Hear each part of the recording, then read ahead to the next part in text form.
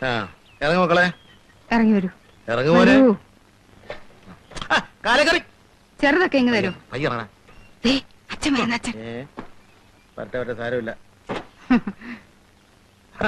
അച്ഛാ, ഞാൻ നോക്കിയപ്പോ ഇതാ കൂടുതൽ സൗകര്യം. നമ്മളൊന്ന് കണ്ടുപിരിഞ്ഞതിന് ശേഷം 7 ട്രാൻസ്ഫർ എനിക്ക് ഒത്തു കിട്ടി. ദോഷം പറയരുതല്ലോ. ഞങ്ങൾക്കും പിള്ളേരും കുറച്ച് നാട് കാണാൻ പറ്റി. ഇനി ഒരു വിശ്രമജീവൻ നയിച്ചാലോന്ന് ആലോചിക്കുക. അച്ഛാ, കുട്ടികളെ ഇവിടെ അടുത്ത് ഏതായാലും സ്കൂളിൽ ചേർക്കാച്ചാ.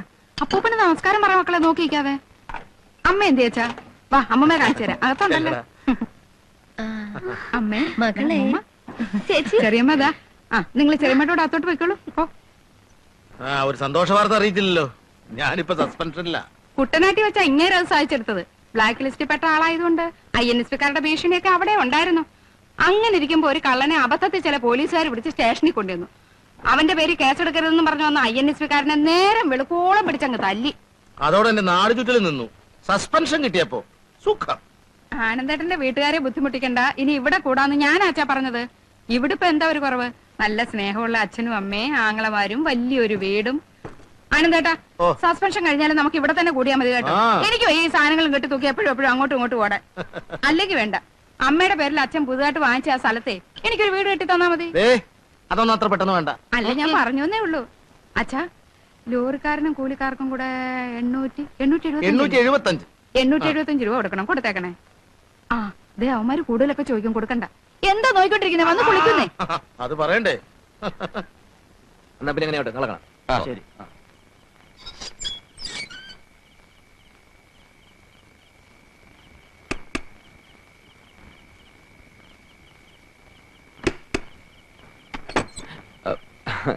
ചേച്ചി പോന്നു? ഇന്ന് കാലത്താ മോനെ. ആങ്ങളമാരെ കാണാൻ ചേച്ചിക്ക് കൊതിയായിട്ട് വന്നതാ. നീ പിന്നെ ക്ഷീണിച്ചു പോയല്ലോ. ആനന്ദേട്ടനും കുട്ടികൾക്ക് സുഖം തന്നെയല്ലേ ചേച്ചി? പിന്നെ ഇതുപോലൊരു സുഖം അടുത്ത കാലത്ത് ഒന്നും ഉണ്ടായിട്ടില്ല.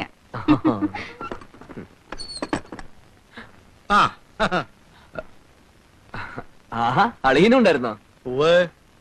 ഇന്നത്തെ രാഷ്ട്രീയ പ്രവർത്തനമൊക്കെ കഴിഞ്ഞോ കുഞ്ഞളിയാ? ആനന്ദേട്ടന്റെ കാര്യം ഞാൻ പൊതുവാഴ്ചയോട് പ്രത്യേകം പറഞ്ഞിട്ടുണ്ട്. അതിന്റെ ഗുണം കാണാനുണ്ടായിരുന്നു. ആഭ്യന്തരമന്ത്രിക്ക് ഒരു കമ്പി അടിച്ചു കഴിഞ്ഞു. അദ്ദേഹം കാലത്ത് കണ്ടപ്പോ എന്നോട് പറഞ്ഞു. കാലത്ത് എവിടെ വെച്ചുണ്ട്? പുള്ളിക്കാരൻ നമ്മുടെ മാടത്തെ ചെറല് ചൂണ്ടിട്ടോണ്ടിരിക്കുന്നു. അപ്പഴാ കണ്ടേ. ആനന്ദേട്ടൻ എന്റെ അനിയനെ കൊച്ചാക്കരുത് കേട്ടോ. സാധാരണ ഈ മുറിയിൽ ഞാനാ കിടക്കാറ്. ഇനി ഞങ്ങള് കിടക്കാന്ന് വിചാരിച്ചു. അതെന്തിനാ? ഇവിടെ വേറെ മുറിയില്ലേ? ആനന്ദേട്ടൻ ഈ മുറി വല്ലാതെ അങ്ങ് ഇഷ്ടപ്പെട്ടു പോയി. നല്ല മനോഹരമായ മുറി. ഞങ്ങൾ ഇനി കുറെ കാലം ഇവിടെ തന്നെ കാണും. അപ്പൊ നീ ചെല്ല് പ്രകാശ, ഞങ്ങൾക്ക് ഉറക്കം വരുന്നു. ചെല്ല്. വല്ലതും കഴിച്ചു കിടക്കണം കേട്ടോ. പോ.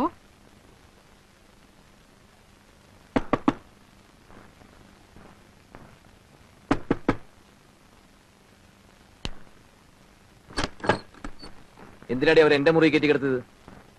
ആരും കിടത്തിയതല്ല. സംസ്ഥാനത്താണെങ്കിൽ ആകെ ആഭ്യന്തര കലകം. സ്വന്തം വീട്ടിൽ വന്നാലും സമാധാനം ഇല്ലെന്ന് വെച്ചാ കിടന്ന് ചിരിക്കാതെ ചായപ്പിൽ കിടക്കെടുത്തിരിക്കെ. അവിടെ ലത ചേച്ചിയുടെ കുട്ടികൾ കിടക്കുക, ബോബനും കവിതയും. പിന്നെ ഞാൻ ഏത് നരകത്തിൽ പോയി കിടക്കും? ഇനി ഇപ്പൊ ഡൈനിങ് ടേബിളേ ഉള്ളൂ, പിന്നെയുള്ളത് അടുക്കളയാ. ഒറ്റ അടി വെച്ചെന്നുണ്ടല്ലോ. നിനക്കൊക്കെ തമാശ കളിക്കാനുള്ള ഒരു കുട്ടിയാണ് ഞാനെന്ന് നീ കരുതിയോ? ഭരിക്കുന്ന കക്ഷിയിലെ പ്രമുഖനായ ഒരു പ്രവർത്തകനാണ് ഞാൻ.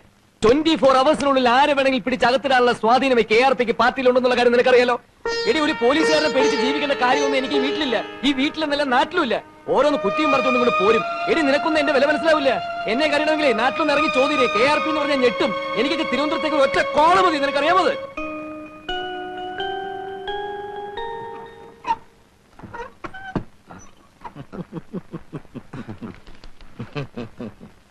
അളിയെ ഇന്നലെ രാത്രി കാണാൻ പറ്റിയില്ല. ഒത്തിരി ലേറ്റ് ആയില്ലേ? സ്റ്റഡി ക്ലാസ് ഉണ്ടായിരുന്നു. എന്നിട്ടെല്ലാം സ്റ്റഡി ചെയ്തോ? സ്റ്റഡി ക്ലാസ് എടുക്കുന്നത് ഞാനാ. അത് ഭയങ്കരം തന്നെ. ഒരു സന്തോഷ വാർത്ത അറിയിക്കട്ടെ. എന്നെ സസ്പെൻഡ് ചെയ്തു. അളിയന്റെ പെങ്ങളും കുട്ടികളും വഴിയാധാരായി. വന്നിട്ടുണ്ട്, എല്ലാവരും വന്നിട്ടുണ്ട്. ഒരു ഡിസ്മിസിലാണ് ഞാൻ പ്രതീക്ഷിക്കുന്നത്. ഓഹോ, INSP പ്രതികാരം ചെയ്യുകയാണ്. അളിയൻ ഭയപ്പെടണ്ട. RDPയുടെ കമ്മിറ്റി മീറ്റിംഗിൽ ഈ പ്രശ്നം ഞാൻ ഉന്നയിക്കും. അയ്യോ, അത്രയ്ക്കൊന്നും വേണ്ട. ഇല്ല, ഞങ്ങളുടെ കൂടെ നിന്നൊരു ഉദ്യോഗസ്ഥനെ സസ്പെൻഡ് ചെയ്താൽ ഞങ്ങൾ കൈയും കെട്ടി നോക്കിയിരിക്കില്ല. വേണ്ടി വന്നാൽ ഒരു കലാപം തന്നെ ഇവിടെ പൊട്ടി പുറപ്പെട്ടേക്കാം. സായുധ വിപ്ലവം ഞങ്ങൾക്ക് പുത്രിയല്ല. കുറെ കാലമായി ഞാൻ കേൾക്കാൻ തുടങ്ങിയിട്ട്. എന്ത് പുല്ലാണടാ നിന്റെയൊക്കെ സായുധ വിപ്ലവം? ഒരു തോക്ക് നീ കണ്ടിട്ടുണ്ടോ? ബോംബ് എന്ന് പറഞ്ഞാൽ എന്താണെന്ന് നിനക്കറിയാവോ? അവന്റെ അമ്മയുടെ ഒരു സായുധ വിപ്ലവം. എടാ, മേലാങ്ങാതെ ഉരുട്ടി വിഴുങ്ങലല്ല നിന്റെയൊക്കെ രാഷ്ട്രീയം.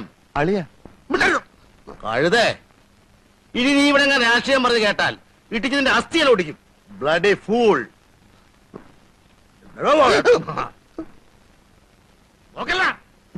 അച്ഛാ, എനിക്ക് ചില കാര്യങ്ങൾ അറിയാനുണ്ട്. എന്നെ ആനന്ദേട്ടനെ കൊണ്ട് കെട്ടിച്ചാരാ? ആനന്ദേട്ടൻ എന്നെ പെണ്ണ് കാണാൻ വന്നു. അച്ഛൻ ആനന്ദേട്ടന്റെ കാര്യങ്ങളെ ഒന്ന് അന്വേഷിച്ചു, തീരുമാനിച്ചു, കല്യാണം നടത്തി. ഇതല്ലേ ഉണ്ടായത്? അങ്ങനെ അല്ലെന്നിപ്പോ ആരെങ്കിലും പറഞ്ഞോ? പറഞ്ഞില്ല. പക്ഷെ ഓരോരുത്തരുടെ മട്ടും മാതിരിയും കാണുമ്പോ ഞാനായിട്ട് ആനന്ദേട്ടനെ ചെന്ന് പിടിച്ചു വലിച്ചു കൊണ്ടുവന്ന മാതിരിയുണ്ട്.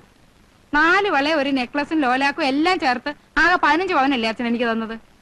ആനന്ദേട്ടനും കുടുംബക്കാരും പാവങ്ങളായതുകൊണ്ട് അത് മതിയെന്ന് സമ്മതിച്ചു. ഞാൻ ഇത്തിരി സൗന്ദര്യം കുറഞ്ഞോളായിരുന്നെങ്കിൽ 50 പവനെങ്കിലും ഇല്ലാതെ അച്ഛൻ എന്നെ ഈ പടി കിടത്താൻ പറ്റുമായിരുന്നോ? പതമുള്ളിടം പാതാളം എന്ന് പറഞ്ഞ പോലെയാ. അച്ഛൻ റിട്ടയർ ചെയ്തപ്പോ കിട്ടിയ കാശൊക്കെ എന്തിയെ? അതിന് എനിക്ക് അവകാശമൊന്നുമില്ലേ? അമ്മയുടെ പേരിൽ ആ പറമ്പ് വാങ്ങുമ്പോ അച്ഛൻ ഒരു വാക്ക് ഞങ്ങളോട് ചോദിച്ചോ? നിന്റെ കാശ് കൊടുത്ത് പറമ്പ് വാങ്ങിക്കുമ്പോ അച്ഛൻ നിന്നോട് ചോദിച്ചാ പോരെ? ആ, ഇതാ ഞാൻ പറഞ്ഞത്. എന്റെ നിന്റെ എന്നുള്ള ചേരിതിരി ഇവിടെ തുടങ്ങിയിട്ട് കുറെ നാളായി. ഇവിടെ ഒരു ചേരിതിരിവും ഇല്ല. അച്ഛന്റെ സ്വൈര്യം കെടുത്താനാണോ നിങ്ങളുടെയൊക്കെ പുറപ്പാട്? അവള് പറയട്ടെ ഭാനു. ആനന്ദേട്ടന് ഒരു വിഷമം വന്നപ്പോ നിങ്ങളുടെ 2 അമ്മക്കളും തിരിഞ്ഞു നോക്കിയോ? നിന്റെ ഭർത്താവിന്റെ കയ്യിലിരിപ്പും കുറച്ച് നന്നായിരിക്കണേ. ദേ അമ്മേ, ആനന്ദേട്ടനെ വല്ലതും പറഞ്ഞാലുണ്ടല്ലോ, സ്നേഹം തൊട്ട് തിണ്ടിട്ടില്ലാത്ത നിങ്ങൾക്കൊന്നും അതിന് അവകാശമില്ല. ആനന്ദേട്ടന്റെ വീട്ടുകാരെന്നെ പൊന്നു പോലെയാ നോക്കുന്നത്. അറിയാം, കേട്ടിട്ടുണ്ട്. ഇത്രയും സ്നേഹമുള്ളവരെ ഉപേക്ഷിച്ചിട്ട് എന്റെ പൊന്നുമോൾ എന്തിനാ ഇങ്ങോട്ട് വന്നത്? അയ്യടാ, നിങ്ങളുടെ സ്നേഹം ആസ്വദിക്കാൻ വന്നോന്നല്ല. തരാനുള്ളത് തന്നാലേ ആ നിമിഷം ഞങ്ങളങ്ങ് പോയേക്കാം. എന്തായാലും അതെങ്ങനെ ധൃതി വെക്കുന്നത്? നമ്മൾ ഇവിടെ തന്നെ ഉണ്ടല്ലോ.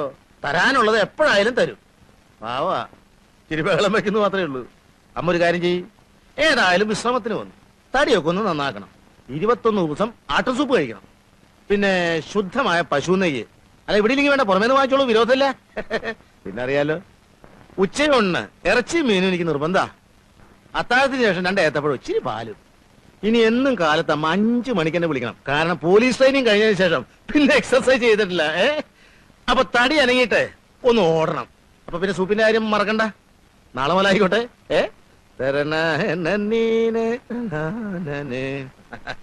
കാലത്തിന്റെ മോൾക്ക് പിടിപ്പത് പണിയുണ്ടല്ലേ. എന്ത് ചെയ്യാം? ഒരു ചേട്ടൻ കളക്ടറേറ്റിൽ പോണം, മറ്റേ ചേട്ടൻ എസ്റ്റേറ്റിൽ പോണം. ഒരു ഉപകാരം ചെയ്യൂ. ഉപകാരം മാത്രമേ ചെയ്യൂ. ധാരാളം സമയമുള്ളതുകൊണ്ട് എന്തുപകാരം വേണമെങ്കിലും ചെയ്യാമല്ലോ. കുഞ്ഞളിയാൻ പറഞ്ഞോളൂ. ഒരു ടേപ്പ് റെക്കോർഡർ വാങ്ങിത്തരൂ. ഒന്ന് മതിയോ? മതി. ആ, ഇന്ത്യൻ വേണോ ഫോറിൻ വേണോ? ഏതാ പെട്ടെന്ന് ഇട്ടാച്ചാ അത്. വില കൂടിയത് വേണോ കുറഞ്ഞത് വേണോ? അതൊക്കെ ആനന്ദേട്ടന് ഇഷ്ടം. എന്നാ കൂടിയതായിക്കോട്ടെ. നാളെ കാലത്ത് 10 മണിക്ക് ഞാൻ ജപ്പാനിലേക്ക് പോണ്ടേ. അവിടെ ചെന്നാ സോണി കമ്പനിക്കാരൻ നേരിട്ട് വാങ്ങിക്കാമല്ലോ. ഒറിജിനൽ ആയിക്കോട്ടെ. എന്ത് നിനക്ക് ഞാൻ ഒലക്ക വാങ്ങിച്ചു തരടാ, ഇരുമ്പോലക്കാ.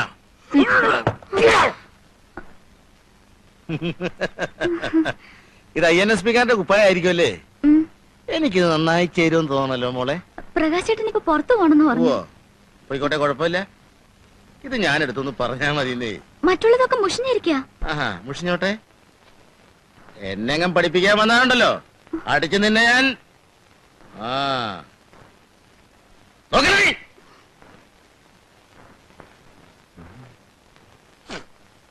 എല്ലാം തേച്ചു വെച്ചോടി. പ്രകാശേട്ടന്റെ മുണ്ട് ഷർട്ടും ആനന്ദേട്ടൻ എടുത്തോണ്ട് പോയി. ആനന്ദേട്ടൻ കൊണ്ടുപോയി. ബാക്കിയെല്ലാം മുഷിഞ്ഞിരിക്കാൻ പറഞ്ഞപ്പോ എന്നെ തിന്നാൻ വന്നു.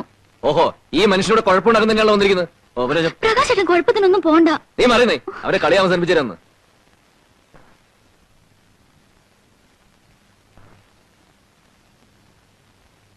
എനിക്ക് പുറത്തു പോകണം. അളിനെ ഉടുപ്പിഞ്ഞൊരുക്കി.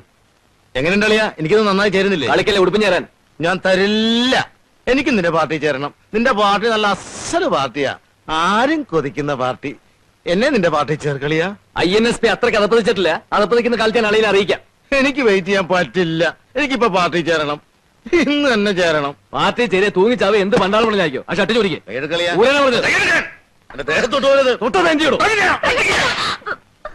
നേരമായി ഞാൻ ക്ഷമിക്കുന്നു. എന്റെ വീട്ടിൽ കയറി എണ്ണത്തിന് തലമുറയാണ്. പെങ്ങളെ കെട്ടിവരാന്ന് ഓർക്കയില്ല.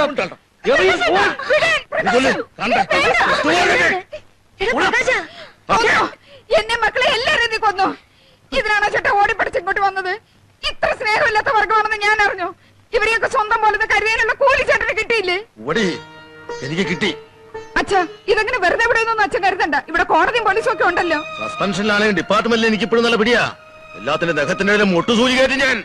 ഒന്നും പറയണ്ട, നമുക്ക് പോകാം. വാ മക്കളെ, ഇനി ഇവിടെ നിന്നാലേ ഇവര് നമ്മുടെ ഭക്ഷണത്തിൽ വിഷം കലർത്തി കൊല്ലും. അമ്മേ, ഉടനായിട്ട് ഇറങ്ങി പോവാ ഞാൻ. ഇറങ്ങി വേടാ, മതി. ആനന്ദേട്ടാ ഇങ്ങോട്ട് വരൂ, ഇങ്ങോട്ട് വരൂ. നന്ദിയില്ലാത്ത വർഗങ്ങളാ. ഈശ്വരൻ സ്വഭാവം അറിയില്ല. നമ്മുടെ കണ്ണിൽ ദൈവം കാണും.